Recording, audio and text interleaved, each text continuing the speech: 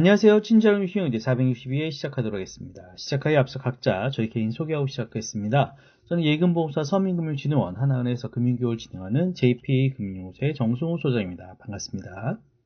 예, 반갑습니다. 생활경제교육을 제공하는 복숭아 나무의 이복무입니다. 반갑습니다. 반갑습니다. 이제 2026년 1월에 첫 녹음인데 요즘 좀 어떻게 지내셨습니까? 연말이나 연시 어떻게 잘 지내셨나 모르겠네요. 지금 12월하고 1월은 따로 교육이 있지 않아서 지금까지 했던 것들 중에서 못했던 거, 주로 책 사놓은 거 읽는 게 주된 내용이고요. 네. 방송통신대학교는 졸업을 유보했습니다. 좀 잘 맞지 않아서. 그래서 추가적으로, 수업이 한 학기 정도, 추가적으로 더 진행할 예정입니다. 그러시군요. 아무튼 시간이 그렇게 급한 게 아니니까, 오히려 있으시면서 좀 다시 한번 또 정리하시고 하시면 더 어떨까 싶은 생각도 드네요. 저는 사실 이제 저도 정리하고 나서, 이제 와이프랑 같이 좀 새해 준비하면서 일본 여행 갔다 왔는데, 엔화가 많이 좀 떨어질 때 다행히 갔다 와가지고 좀 부담은 덜었는데, 물가가 한국보다는 좀 오히려 더 싸다라는 느낌을 받았어요. 그래서 우리나라 물가가 굉장히 많이 올랐다라는 생각이 좀 들었고요. 오늘은 군인교육 연수가 있어가지고 서울에 올라와서 제가 오늘 참석을 하고 왔는데, 군인교육에 대한 부분도 굉장히 좀 체계를 좀 많이 갖추시면서 이렇게 진행을 하시는 것 같더라고요. 그래서, 이렇게 차시별로란지 10분강이라든지 이런 걸 통해가지고 필요로 하는 것들을 이렇게 좀 짜맞추기 하면서, 군인교육에 대한 어떤 니즈를 환기시키려는데, 그렇게 될 수밖에 없는 이유가, 급여가 많이 오르는 부분과 군인들에 대한 혜택 부분이 좀 많아지다 보니까 그런 것들이 좀 있는 것 같습니다. 아무튼 이렇게 2026년이 밝았는데 좀 달라진 이러한 정책들에 대한 내용에 대해서 오늘 한번 정리하는 시간을 갖도록 하겠습니다. 일단 제가 준비한 첫 번째는요, 보도자료입니다. 2026년 이렇게 달라집니다라는 정비관에서 280건, 60건, 50건의 그 달라지는 법제도를 수록한 내용이 발표가 됐습니다. 그래서 280건의 분야별 그 정책 내용을 사파로나 뭐나 이걸 통해 가지고 굉장히 많이 홍보를 하고 있는데, 중요한 내용들 몇 가지만, 경제와 관련된 부분만, 금융과 관련된 부분만 한번 말씀을 드려보도록 하겠습니다. 일단 2026년에는 자녀 양육 부담을 완화하기 위해서 자녀 수에 따른 보육수당 비과세 한도를 신용카드 등 소득공제 한도를 높이고 유아 무상교육 보육비 지원의 나이를 기존 5세에서 4세로 확대한다라는 내용입니다. 특히나 청년의 자산 형성 지원을 강화하기 위해 장기 가입 부담을 좀 줄이는, 그러니까 5년에서 3년으로 좀 줄어들었죠. 그 다음에 정부 기여금의 비율을 높인 청년 미래적금이 출시가 되고 있습니다. 그래서 소득 구간에 관계없이 모든 대학원생이 취업 후 상환 학자금 대출을 신청할 수 있게 되었다라고 얘기하고 있습니다. 또한 기초생활보장급여에 산정 기준이 되는 기준 중위소득이 인상돼서 최저생활보장이 좀 강화됐다라고 얘기하고 있는데요. 아무튼 모두의 카드 도입으로 기준 금액을 초과한 지출에 대해서 대중교육대 전액 환급된다라는 내용이라든지, 농어촌 인구 감속 지역에 여행경비 50% 환급하는 이러한 내용들, 월 15만 원 정도 한도라니까 이런 것도 통해가지고 좀 여행도 좀 많이 갈 수 있는 것이 될 것 같고요. 그 다음에 마을의 태양광 사업으로 수익 통해서 마을 공동체 공유하는 햇빛소득 마을도 100개소 이상을 조성한다라고 얘기하고 있습니다. 그 외에 이제 주식시장의 활성화 등을 위해서 고배당 상장법인 내 배당소득 분리과세가 도입되면서 국민연금제도의 지속가능성 및 노후소득 강화를 위해 보험료율을 올린다라는 8년간 매년 0.5% 인상한다는 내용과 2028년까지 40% 인하할 예정이었던 명목소득 대체율을 2026년부터 43% 올린다라는 이러한 내용들이 있습니다. 아무튼 이러한 자세한 내용들은 재정경제부, 누리집과 인터넷 서점 이런 데를 통해 가지고, 아니면 전용 웹페이지를 통해서 다운받아서 보실 수가 있으세요. 그래서 이런 것들에 대해서 조금 더 자세히 알아보시면 어떨까라는 생각이 듭니다. 특별하게 이러한 그 경제, 금융, 재정에 대한 부분은 아까 말씀드린 그런 부분들 플러스 웹툰 컨텐츠의 글로벌 경제 강화를 위해서 제작비용 시설 수가는 뭐 비용 소득세, 법인세를 좀 세액 공제한다든지 뭐 이런 내용들이 있는데 이런 것들은 크게 저희와는 상관이 없을 것 같아서 이거는 지나가고 혹시 개인하고 관계된 교육이라든지 보육, 가족, 보건, 복지, 고용, 문화, 체육, 관광, 환경, 기상 등등 산업, 중소기업, 에너지, 국토, 교통, 농림, 수산, 식품 등등에 대해서 한번 관심이 있다면 한번 살펴보셔가지고 본인과 혹시 해당 사항이 있는지 한번 살펴보시면 어떨까라는 생각이 듭니다. 자, 그 다음에 이제 기사 3개 정도 한번 슬쩍 준비를 해봤는데요. 일단 첫 번째 기사는요. 코로나 때보다 힘들다. 지난해 실업급여 12조 3천억 원 역대 최대라는 매일경제신문 1월 12일자 기사 내용입니다. 일단 구직급여, 실업급여 지급액이 12조 2,851원을 돌파하면서 역대 최대치로 가고 있는데요. 그만큼 현재 일자리에 대한 부분이 굉장히 많이 좀 부족한 것 같습니다. 그래서 일단은 한 명당 일자수 나타내는 구인 배수가 0.39로 집계되어 있다라고 하니까 한 명당 일자리가 뭐 0.4개밖에 불과하지 않다는 내용이니 굉장히 많이 힘들지 않나. 이럼에도 사실은 다른 기사들에서는 그래도 이러한 60%, 70%는 대기업을 선호하기 위해서 차라리 좀 기다리겠다라는 측면이다라는데 올해부터 조금씩 달라져서 연봉 한 4,300 정도 수준이라면은 감소할 수도 있다라는 이런 기사들이 조금씩 나오고 있어서 어느 정도 좀 상향으로 어느 정도 좀 구직에 대한 부분의 기대치를 좀 낮추는 게 아닌가라는 생각이 들었습니다. 그런 와중에 희한하게 코스피는 4,630선을 돌파하면서 또 역대 최고치를 경신했는데요. 일단은 장중한 때 4,650 2를 넘어서면서 굉장히 큰 코스피 시장은 그 상승을 하고 있는데 이러한 부분들이 사람들에게는 굉장히 많이 지금 외인은 오히려 팔고 국내에 있는 국민들은 좀 많이 이제 사는 측면으로 가고 있어서 혹시 상장 꼭대기에 혹시 물리는 게 아닌가라는 걱정이 들어가지고 사실은 좀 조심스럽게 좀 봐야 되지 않을까. 아까 말씀드렸던 경제적인 여러 여건들이 사실은 좋은 포인트로 가고 있는 건 아니기 때문에 장기적으로 봐야 되지 않을까라는 생각이 듭니다. 이렇게 오르는 이유 중에 하나는 혹시 대출을 받아서 주식을 사는 건 아닐까라는 걱정이 드는데 세 번째 기사가 그렇습니다. 벌어도 빚 맞는다. 1인당 가계대출 9,700만원 넘어 역대 최대라는 매일경제신문 1월 12일자 기사입니다. 40대 1인당 은행대출 1억 1,467만원, 50대 9,337만원, 30대 이하는 7,698만원의 평균 대출을 가지고 있다라고 얘기하고 있습니다. 이러한 얘기는 과거에 비해서 엄청나게 좀 늘어나 있는 추세이고요. 이러한 것들이 생활이 어려워서 대출을 받거나 아니면 소상공인들이 자영업자들이 가계대출 때문에 뭐 생활비 때문에 이렇게 대출을 받으실 수도 있겠지만 아무래도 부동산에 대한 부분도 없지 않아 있을 것 같고 또 다른 측면은 아까 말씀드린 코스피가 상승하는 와중에 혹시 국내 장세에 또 들어온 빚내서 투자하는 것은 아닐까 걱정되는 기사 내용이었습니다. 혹시 추가로 해주실 말씀 있을까요? 네, 관련돼서 저도 이제 그 주식 하고 계신 분들 대출 받는 얘기 포함되어 있는데요. 네네. 오늘 제가 지금 준비한 기사하고도 연결되는 것 같습니다. 네. 기사를 4개 준비했는데 다 대출 관련이에요.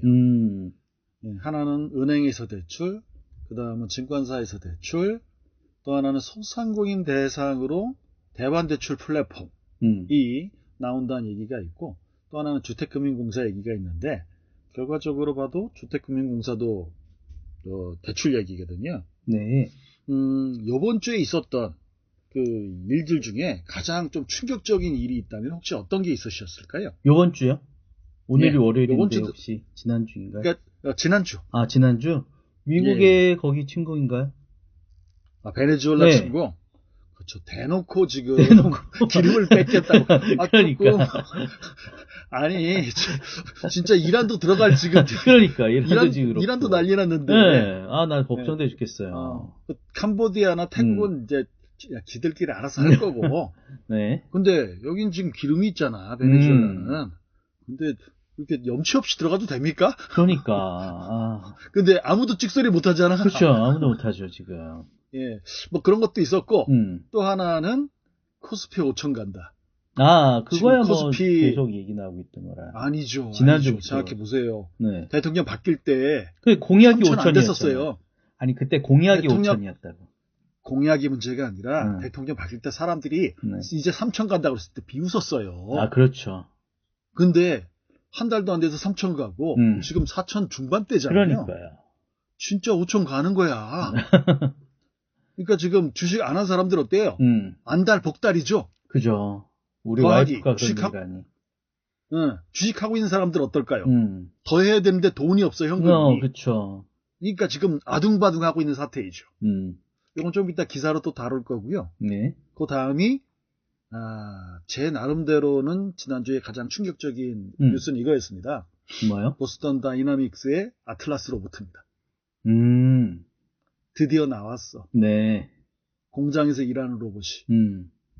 이걸 가지고 일단은 미국의 공장에 현대자동차 공장에 먼저 넣는다 그러잖아요. 네. 그래서 지금은 전 세계에 현대자동차 공장이 있답니다. 그 중에서 가장 효율이 떨어진 데가 어딜까요? 미국 아닐까요? 한국입니다. 한국이? 전 세계에 있는 현대자동차 공장이 한 사람당 1년에 100대에서 20대 정도를 생산한대요. 네. 그러니까 생산한 거를 근로자로 나눠보면. 근데 한국에서는 딴 데서는 평균이 120대 정도인데 네. 국내에서는 몇 대나 지금 생산하고 있을까요? 그렇게 얘기하는 거니 한 80대 정도 생산하나요? 아니요. 44대입니다. 오, 그렇게 적어요? 황제, 노조 이런 거 들어본 적 있으시죠? 그렇죠. 네, 그리고 나서 실제로 일을 하고 있는 근로자는 전체의 3분의 2밖에 안 된다. 고참 중에 고참은 군대에서 말년병장하고 똑같은 형태로 지금 태도로 하고 있거든요. 네. 그게 사실이에요. 근데 노조가 세니까 한국 공장부터 바꾸다고 할 수 없죠. 일단 그쵸. 미국 공장 돌려보고 얼마나 효율적인가에 따라서 외국 공장을 조금씩 늘려가면서 결국은 자연스럽게 도태가 될 겁니다. 지금까지 황제 어쩌고 하는 거는 노조 입장에서는 억울할 수 있어요. 우리는 열심히 일하는 거고 항상 말씀드렸듯이 중화학공업이라든가 제조업 중에서 노조가 센 곳은 특징이 있습니다. 네. 산재가 많이 일어나요. 그러니까 사람이 많이 다치거나 죽으면 노조가 그쵸. 힘이 세져요. 근데 그런 와중에서도 가장 힘센 노조니까요. 자, 전 그렇게 생각합니다. 아틀라스가 나왔어. 그럼 이제부터 학생들은 도대체 뭘 공부해야 되지? 현대자동차 취업도 안 돼. 조금 있으면 삼성, 전자, 반도체 공장도 로봇이 들어올 것 같은데? 그럼 전자공학도 아니야. 기계과도 아니야. 화공과도 아니야. 어디 가야 되지? 다 연예인 해야 되나? 이런 고민들을 청년들이 하고 있지 않을까요? 자, 청년들 포함해서 제가 준비한 기사가 좀 4개인데요. 간단히 말씀드리겠습니다. 네. 첫 번째는 은행 얘기입니다. 머니투데이 2026년 1월 12일 오늘 기사입니다. 제목이 주식 팔긴 지금 아까워. 대출 담보로 쑥쑥 5대 은행 증담대. 주담대가 아니에요. 증담대 16조 돌파. 16조면 우리 신용거래라고 하잖아요. 네. 신용거래가 이제 16조보다 훨씬 많거든요. 요거밖에 안 되지? 잘 보셔야 돼요. 5대 은행에서 빌린 거예요. 증권사에서 신용거래가 아니라 그쵸. 은행에서 돈 빌려서 그렇죠. 근데 은행에서 빌릴 때도 뭘 받아준다는 거예요? 담보로? 주가증권을 받아주네요. 삼성증권에 주식이 있는데요. 그러세요. 계좌 한번 요거 확인해가지고 증명서 주세요. 그러시구나. 보통 60% 잡거든요. 네. 한도를. 자, 은행 얘기를 먼저 해보도록 하겠습니다. 5대 은행 유가증권 담보대출. 말이 유가증권이지 대부분 다 주식이죠. 자, 보면은 지금 2024년 12월부터 9월까지가 있는데 13조에서 16조까지 늘어났다. 이런 얘기가 있습니다. 자, 코스피가 연일 사상 최고치를 경신하면서 유가증권 담보대출 잔액도 불어나고 있다. 아무리 그래도 주식이 정말 난리 나면은 하루에 10% 빠지는 것도 있잖아요. 그렇기 때문에 은행에서는 웬만하면 유가증권 담보대출 안 해주려고 합니다. 주택은 하루에 10% 안 빠지잖아. 근데 지금 어때요? 분위기가. 진짜 5천 가는 분위기잖아. 네. 그래서 은행까지도 여기 뛰어들고 있는 겁니다. 자, 정치 상승 흐름에 보유하고 있는 주식들 담보로 유동성을 확보. 유동성이라는 게 말이 좋아 유동성이지 무슨 뜻입니까? 현금 빌려가지고 또 주식 산다는 뜻이죠. 네. 그래서 은행 자금이 증시로 빠져나가는 머니 무브도 뚜렷하다. 은행에 있는 내 예금을 찾아서 주식을 하는 게 아니고요. 은행에서 대출 받아서 주식으로 가는 겁니다. 자, 은행에서 주식담보대출이 제가 금리가 얼마인지 모르겠는데요. 아무래도 주택담보대출보다 금리가 높겠죠, 당연히. 그렇죠.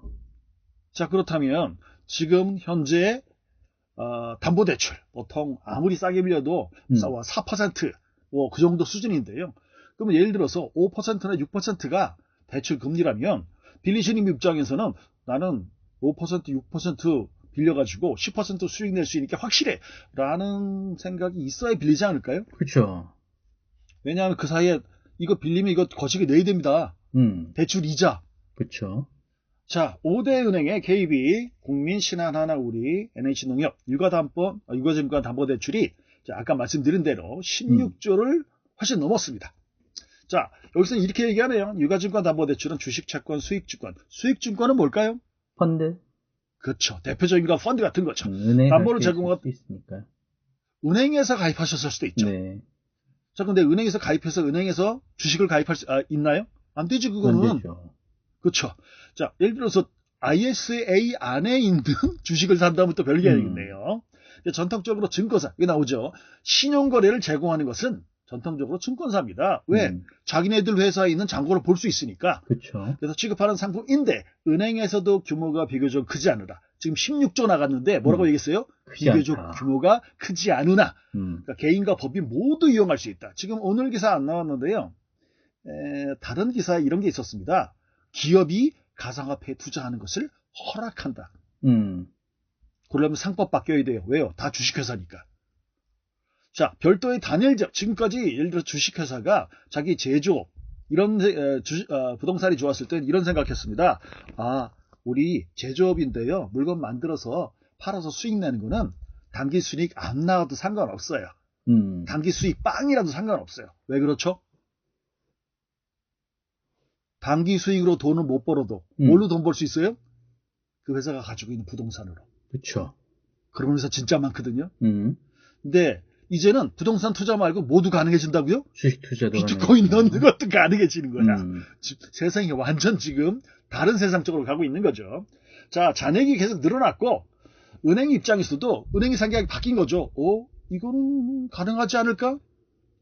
증권사에서 이런 얘기합니다. 아래쪽에 보시면 이런 거 있습니다. 증권사들도 스탁론이 뭡니까? 신용거래. 그냥 신용거래입니다. 증권, 담보대출 수요가 급증할 때면 일시적으로 취급을 중단하고 한다. 왜요? 리스크 관리해야 되니까. 너무 갑자기 잔고가 늘어나면 증권사에서도 저희가 지금 빌려드리는 한도가 차가지고 지금 좀 얼마 동안에 좀 빌려드리기가 어렵습니다. 라고 하면 주식을 투자한 고객들은 그렇구나, 기다려야겠다 이렇게 생각한다는 거예요? 안 한다는 거예요? 니들이 안 빌려줘? 그럼 딴 데 찾아볼 거야. 그러네요. 그래서 지금 은행 가서도 돈 빌려서 주식을 한다라는 내용이 쭉쭉쭉 나옵니다. 맨 아래쪽 은행권 관계자는 유가증권 담보대출의 증가는 주가 상승에 따른 담보가치 확대와 분기말마다 발생하는 유동성 수요가 겹친 결과로 해석된다. 분기말마다 발생하는 유동성 수요라고 되어 있습니다. 네. 이건 증거라고 관계에 있을 것 같고요. 다만 증권사 스탁론이 공격적인 레버리지 형태라면 은행 유가증권 담보대출은 법인 고액자산가들의 단기 자금 확보 용도로 쓰인다. 그러니까 은행에서 해주는 유가증권 담보대출은 우리처럼 개미한테는 해준다 안 해준다? 안 해주네요. 안 해준다는 얘기입니다. 네. 잔고 늘어났지만. 네. 자, 두 번째는 증권사 얘기하겠습니다. 이게 가장 일상적인 거죠. 이코노믹 리뷰라고 되어 있고요. 2026년 1월 9일 기사입니다. 제목이 개미들 빚2, 빚내서 투자하는 것, 증권사들 대출 영업 드라이브. 드라이브라는 것은 더 영업을 활성화한다라는 뜻이잖아요. 그렇죠. 그래서 증권사에서는 돈 빌려주면서 이런 얘기 했습니다. 신용거래. 믿고 빌려드리는 건 아니에요. 뭘 믿고? 그러니까 사람을 믿는 건 아니지. 뭘 믿는 거예요? 투자 내역을. 가입하신 주식을 믿는 거죠. 주식의 지금 내재 가치를 믿는 거죠. 그래서 신용거래 이용자 잔고 28조 원 돌파. 제가 봤던 거는 이거보다 더 많았거든요. 그래서 은행 기타 합쳐서 제가 봤던 건 60조였어요. 신용거래가. 주식 관련된 신용거래가. 자, 증권사들 대출금리 인하, 신규 대출 이벤트 실시. 대출금리를 인하합니다. 더 싸게 빌려주겠다는 거죠? 네. 왜요? 빌리고자 하는 고객 수가 늘어났으니까. 금리는 내려가더라도 빌려드리는 대출 잔액의 총액을 늘리면 그렇죠. 수익은 더 늘어날 수 있겠죠. 네. 지금은 여기 그림에 이렇게 나와 있죠. 이게 1월 9일자 저번 주 건데요. 4,586. 진짜 난립니다 요즘. 자, 연초부터 코스피 랠리가 이렇게 뛰면서 지금 금융투자협회에서는 전체 거래 신용거래 융자 잔고가 28조 정도가 넘어섰다라고 돼 있고요. 자, 반도체주 요즘 계속 이제 좀 반도체가 좀 품귀 쪽으로 간답니다. 네. 특히 메모리 반도체가 그렇답니다. 왜냐면 워낙 인공지능 쪽으로 많이 쓰다 보니까 딴 데의 수요를 못 갈아간대요. 삼성전자나 SK가 지금 인공지능 만드는 반도체를 만드는 라인을 늘리고 네. 그 메모리 반도체 라인을 줄였다고 하더라고요. 그건 잘 모르겠습니다. 유튜브에서 그러더라고요.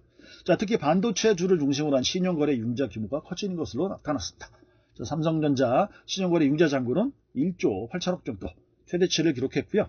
자, 아래쪽에 보겠습니다. 예탁증권 담보융자 이거 똑같은 거죠. 25조 6거래일 연속 증가 중이라고 합니다. 증권사들은 계속 대출금리를 깎아서 저희들이 더 잘해드리니까 저희들한테 빌려가세요 라고 하고 있고요. 대부분 다 작은 증권사가 더 깎아줍니다. 왜요? 큰 증권사는 안 깎아줘도 잘 빌려가시거든요. 그쵸. 이 보시면 그렇죠. 여기 나오는 예시로 나온 증권사 KB증권, 우리투자증권, 다올투자증권. 이게 지금 증권사에서 10등 안에 못 들겠죠. 네. 작은 데입니다. 자, 가계부채 관리, 생산적 금융 기조의 이자 장사 한계. 뭐 이런 얘기가 나와 있습니다. 전 중요하다고 생각 안 합니다. 자, 증권회사도 마찬가지니까 항상 어떻게 생각하겠어요? 지금처럼 지수가 좋을 때 어떻게 해야 됩니까? 증권회사는 영업을 더 활성화해야겠죠? 그렇죠. 당연히 뭐라고 하겠습니까? 야, 물 들어올 때 뭐 해야 돼요? 노 져야죠. 노를 져야 될 거 아니야. 열심히 젓고 있다. 그래서 많은 분들이 저도 새 노를 사고 싶어요. 이러면서 노를 빌리고 계시다라는 내용입니다. 자, 다음 기사는요. 2대1입니다. 2020년 1월 12일이고요. 지금까지 제가 글쎄요. 50번 이상 얘기했겠죠. 대환대출 플랫폼, 신용대출도 그리고 주택담보대출도 이미 다 하고 있지만 이번에는 새로운 카테고리입니다. 소상공인 얘기입니다. 30조 소상공인 신용대출 갈아탄다. 온라인 대환대출 플랫폼 도입 임박. 도입하는 게 임박기 때니까 지금은 도입된 거예요? 안 된 거예요? 안 된 거죠. 그렇죠. 그러니까 지금까지는 대환대출 플랫폼에서 개인 대출은 대환대출 대상으로 했지만 소상공인 대출, 더 정확히 얘기하면 기업 대출은 취급하지 않았다라는 내용입니다. 여기서는 큰 기업, 중소기업이 아니라 소상공인을 대상으로 하는 신용대출 30조에 관한 얘기입니다. 자, 여기 보면 네이버 카카오페이가 있습니다. 네이버 카카오페이. 여기는 금융회사가 아닙니다. 핀테크 회사입니다. 은행권 신용대출 먼저 취급할 예정이고 이금융권 담보대출 단계적으로 확대하겠다라고 되어 있습니다. 자, 개인을 대상으로 시행되고 있는 지금 이미 하고 있죠. 온라인 대출 갈아타기 서비스. 이름이 바뀌었나요? 이게 지금 너무 길어서 이게 지금 공식적 용어가 바뀌었을 수도 있죠. 온라인 대출 갈아타기 서비스가 이르면 다음 달 중 개인 사업자 상대로도 도입됩니다. 금융위원회가 소상공인 금융 지원을 위한 금리 경감 3종 세트 예고로 해온 정책적이 반영이 됩니다. 이게 전번에 제가 다룬 것 중에 일부 있었습니다. 내년에 이렇게 바뀔 것 같아요. 그렇기 때문에 소상공인분들은 바뀌었는지 안 바뀌었는지 주거래 은행을 통해서 가끔씩 알아보시는 건 필요할 것 같아요. 라고 말씀드린 적이 있습니다.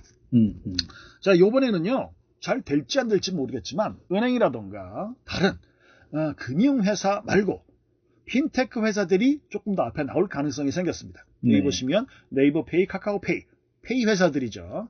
여기들이 대출 모집 서비스 이용 약관에 개인 사업자 신용대출 관련된 서비스를 추가했다고 하고 있습니다. 제가 지금 알고 있기로 네이버페이, 카카오페이가 대출 중개 플랫폼으로 알고 있거든요.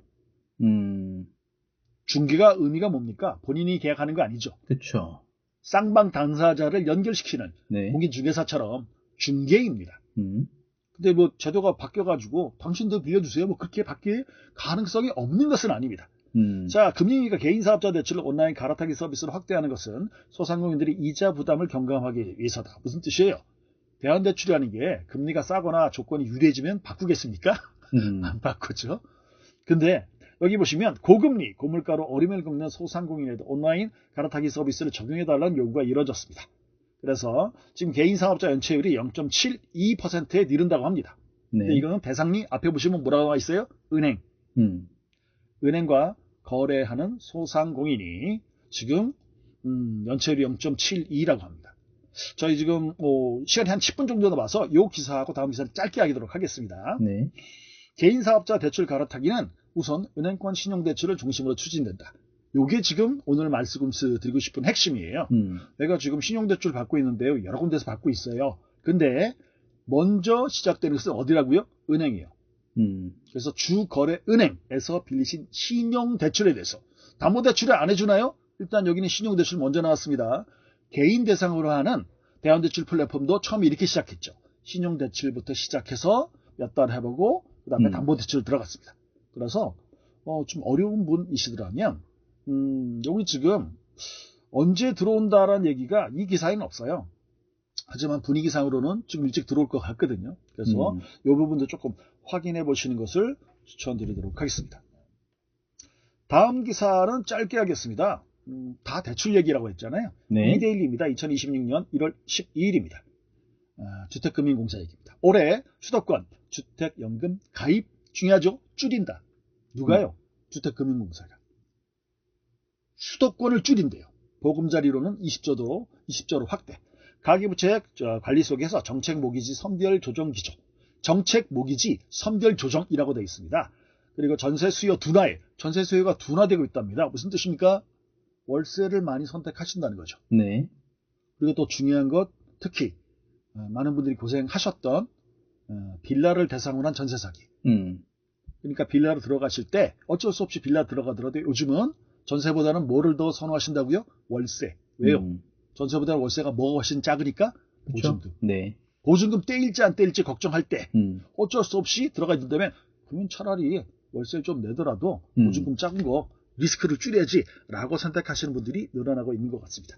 간단해 보겠습니다. 한국주택금융공사가 올해 고정금리 장기 상환주택담보대출인 보금자리론을 20조 원 규모로 공급한다. 이게 많은지 적은지 모르겠어요. 그리고 가계부채 관리 기조 속에서도 정책 모기지의 핵심 축은 확대하겠다는 취지이다. 보금자리론이 우리 보통 보면 어떤 특징이 있습니까? 가장 보금자리론을 먼저 우리가 주택을 구입할 때 알아보잖아요. 그 이유는 금리가 약간 저렴한 것도 있지만 정책 지원 상품이다. 그것도 맞아요. 하지만 가장 많은 분들이 이 상품을 선호하시는 가장 큰 이유는 뭘까요? 금리가 고정금리죠. 그래서 예상이 가능합니다. 자, 반면 주택보증과 주택보증이라는 게 뭘까요? 전세 사기할 때 많이 물어준 그거죠. 네. 그래서 이거 줄입니다. 주택보증 해주는 거. 거꾸로 얘기하면 저 이번에 전세로 들어가는데 전세 보증금 요거 지금 보증보험 들어야 되는데 이게 가입이 안 될 수도 있다는 거죠. 왜요? 보증 한도를 줄일 테니까. 이거 알아보셔야 돼요. 그래서 주택연금은 현실 수요와 리스크를 반영해 목표치를 낮추는 선별 조정에 맞췄다. 무슨 소리입니까? 보금자리론은 한도를 늘리고 주택보증과 주택연금은 보금자리론하고 주택보증은 약간 다를 수 있습니다. 왜요? 보금자리론은 어떤 분이 집을 뭐 하는 거예요? 사는 거죠. 그렇죠. 주택보증은 대부분 다 전세나 월세 보증금 관련된 겁니다. 그래서 약간 다르다는 걸 아실 수 있을 겁니다. 간단해 보겠습니다. 금융당국이 주택금융공사는 금융위원회 보고 업무에서 이렇게 해서 아까 위에서 봤던 그 말씀을 여기 했습니다. 주택연금 대상은 12% 줄인데요. 주택연금 대상을 줄인다. 특히 수도권을 줄인다고 되어 있습니다.